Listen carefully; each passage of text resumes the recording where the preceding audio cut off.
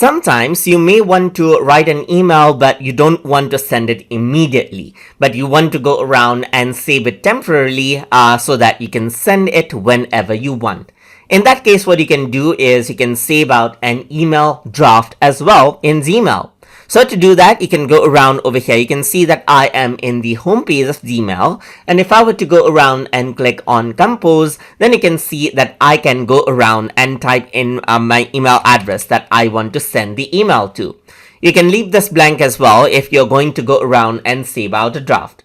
So if I were to go around and type in, let's say, test draft right here, I can go around over here and type in something like Dear Tutor right here. This is an example draft right here, just like this. So you can see that I have the to as well, and then I got the subject over here, and I got the content. So how do I save the draft? Is by doing nothing. Actually, whenever I type in any email, it automatically gets saved as draft until you hit the send button. So if I were to go around and then close this out right here, and even if you are on the full screen mode, you can still close it. Over here on the draft mode right here, you can see that on the draft section right here, if you were to click on it, you can see that particular draft right here.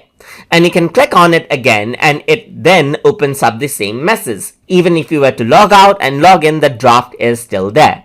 And when you're ready, you can just go around and then send the message right here, and then it gets removed from the draft and then the message is just sent.